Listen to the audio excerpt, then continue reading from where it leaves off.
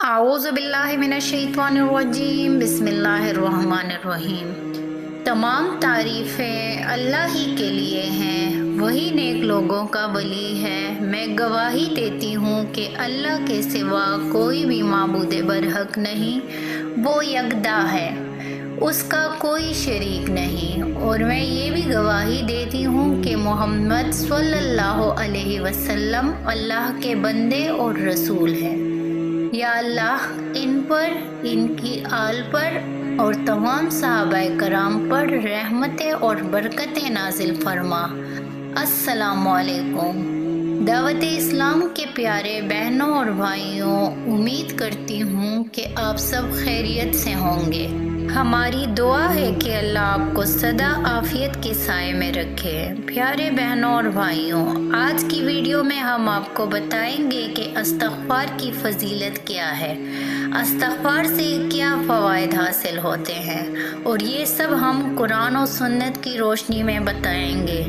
ہماری یہ باتیں کوئی قصے کہانیاں نہیں کہ جن کو گھڑا گیا ہے، یہ رب کے قرآن اور رسول اللہ صلی اللہ علیہ وسلم کے فرمان سے ہوتی ہیں۔ ہمیں یقین ہے کہ آپ کو ہماری باتیں اچھی لگی ہوں گی۔ پیارے بہنوں اور بھائیوں، سب سے پہلے ہم آپ کو قرآن سے بتائیں گے کہ استغفار کا اللہ تعالیٰ نے کہاں کہاں ذکر کیا ہے۔ ارشاد باری تعالیٰ ہے ترجمہ: اللہ تعالیٰ گناہ کا بخشنے والا اور توبہ کے قبول فرمانے والا، سخت عذاب والا، انعام و قدرت والا ہے۔ اس کے سوا کوئی معبود نہیں، اسی کی طرف واپس لوٹنا ہے۔ دوسری جگہ فرمایا ہے جس کا ترجمہ ہے: بس اے نبی تو صبر کر، اللہ کا وعدہ بلا شک و شبہ سچ ہی ہے۔ تو اپنے گناہ کی معافی مانگتا رہ اور صبح و شام اپنے پروردگار کی تسبیح اور حمد بیان کرتا رہ۔ ایک اور جگہ فرمایا: اور اللہ تعالیٰ سے بخشش مانگو، بے شک اللہ بخش کرنے والا، مہربانی کرنے والا ہے۔ ایک اور جگہ فرمایا جس کا ترجمہ ہے: تو اپنی رب کی تسبیح کرنے لگ حمد کے ساتھ اور اس سے مغفرت کی دعا مانگ، بے شک وہ بڑا ہی توبہ قبول کرنے والا ہے۔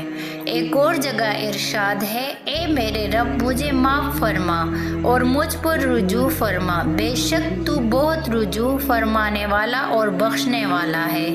ایک اور مقام پر ارشاد باری تعالیٰ ہے جس کا ترجمہ ہے: اور وہ لوگ جو کسی برائی کا ارتکاب کر لیتے ہیں یا اپنی جانوں پر ظلم کر بیٹھتے ہیں تو اللہ کو یاد کرتے ہیں۔ ایک اور جگہ ارشاد باری تعالیٰ ہے جس کا ترجمہ ہے: اور اللہ تعالیٰ اپنی موجودگی میں ان کو عذاب دینے والا نہیں ہے، اور اسی طرح اللہ ان کو عذاب نہیں دے گا جبکہ وہ بخشش مانگنے والے ہوں۔ مزید فرمایا جس کا ترجمہ ہے: جو شخص کسی برائی کا ارتکاب کرے یا اپنے نفس پر ظلم کرے، وہ پھر اللہ سے بخشش طلب کرے تو وہ اللہ کو نہایت بخشنے والا، بہت مہربان پائے گا۔ ایک اور مقام پر ارشاد ہے: پھر تم بھی وہیں سے واپس آ جاؤ جہاں سے لوگ واپس آتے ہیں، اور اللہ تعالیٰ سے بخشش مانگو، بے شک اللہ تعالیٰ بخشنے والا، نہایت رحم کرنے والا ہے۔ پیارے بہنوں اور بھائیوں، یہ صرف قرآن پاک کی آیات کا ترجمہ ہے۔ آئیے اب ہم آپ کو رسول خدا صلی اللہ علیہ وآلہ وسلم کے فرامین بھی بتاتے ہیں۔ میرے بہنوں اور بھائیوں، بخاری شریف کی روایت ہے کہ حضرت عائشہ رضی اللہ تعالیٰ عنہا فرماتی ہیں کہ سورہ نصر فَسَبِّحْ بِحَمْدِ رَبِّكَ وَاسْتَغْفِرْهُ إِنَّهُ كَانَ تَوَّابًا کے نزول کے بعد نبی کریم صلی اللہ علیہ وسلم اپنی ہر نماز میں سبحانک اللہم و بحمدک اللہم اغفر لی پڑھا کرتے تھے، اور قرآن پر عمل کرتے ہوئے اپنے رکوع اور سجود میں کثرت سے سبحانک اللہم و بحمدک اللہم اغفر لی پڑھتے تھے۔ نبی کریم صلی اللہ علیہ وسلم ایک ایک مجلس میں 100 مرتبہ اللہ سے استغفار کرتے تھے، باوجود اس کے کہ اللہ تعالیٰ نے ان کے اگلے پچھلے تمام گناہوں کو معاف کر دیا تھا۔ انبیاء ویسے بھی خطاؤں سے معصوم ہوتے ہیں، لیکن اس کے باوجود اللہ سے استغفار تمام अनबिया की सुन्नत है। हज़रत अबू हुरैरा रज़ी अल्लाह ताला अन्हु से रिवायत है कि नबी करीम सल्लल्लाहु अलैहि वसल्लम तकबीर, तहरीमा और किरात के दरमियान कुछ देर के लिए खामोश रहते थे। तो मैंने कहा, या रसूलल्लाह, मेरे माँ बाप आप पर कुर्बान, तकबीर और किरात के दरमियान आप क्या पढ़ते हैं? तो नबी करीम सल्लल्लाहु अलैहि वसल्लम ने फरमाया, मैं उस वक्त भी दुआए इस्तग़फ़ार पढ़ता हूँ। बुखारी शरीफ की रिवायत है कि हज़रत अली रज़ी अल्लाह ताला अन्हु फरमाते हैं कि नबी अकरम सल्लल्लाहु अलैहि वसल्लम आखिरी तशहुद और सलाम के दरमियान भी दुआए इस्तग़फ़ार पढ़ा करते थे। हज़रत आयशा रज़ी अल्लाह ताला अन्हा से रिवायत है, जब नबी करीम सल्लल्लाहु अलैहि वसल्लम की मौत का वक्त था तो उन्होंने अपनी कमर से टेक लगाई हुई थी और ये कह रहे थे, अल्लाह मग़फ़िरली।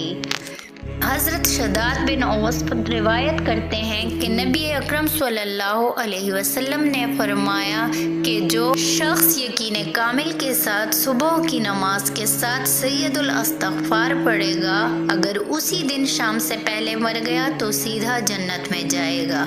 उसी तरह जो शख्स यकीन कामिल के साथ मगरिब के बाद सैयदुल इस्तग़फ़ार पढ़ेगा तो अगर उसी रात सुबह से पहले मर गया तो सीधा जन्नत में जाएगा। सैयदुल इस्तग़फ़ार ये है, ए अल्लाह, तू ही मेरा रब है, तेरे अलावा कोई इबादत के लायक नहीं। तूने मुझे पैदा किया और मैं तेरा बंदा हूँ और तेरे अहद और वादे पर कायम हूँ। जिस कदर ताकत रखती हूँ, मैंने जो कुछ किया उसके शर से तेरी पनाह चाहती हूँ। अपने आप पर तेरी रहमत का इकरार करती हूँ और अपने गुनाहों का एतराफ़ करती हूँ। बस मुझे बख्श दे, क्योंकि तेरे अलावा कोई गुनाहों को नहीं बख्श सकता।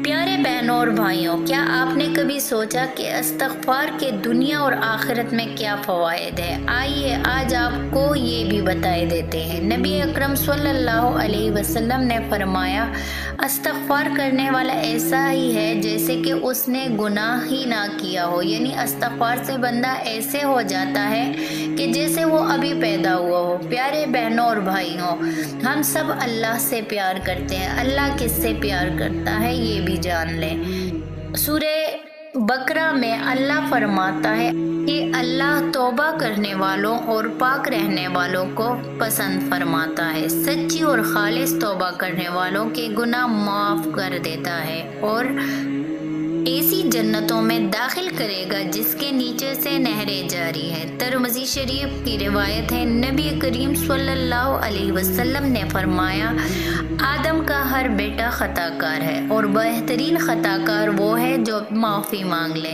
सूरह नूह में अल्लाह ने इस्तग़फ़ार के 4 फ़वाइद बताए हैं। तौबा और इस्तग़फ़ार करने से अल्लाह ताला बारिश बरसाता है, माल और औलाद देता है और बागात देता है। नबी करीम सल्लल्लाहु अलैहि वसल्लम का इरशाद है कि अल्लाह ताला ने फरमाया, ए आदम के बेटे, तू जब तक मुझसे दुआ मांगता रहेगा और अपनी गुनाहों की माफ़ी तलब करेगा, मैं तेरे गुनाह माफ़ करता रहूँगा।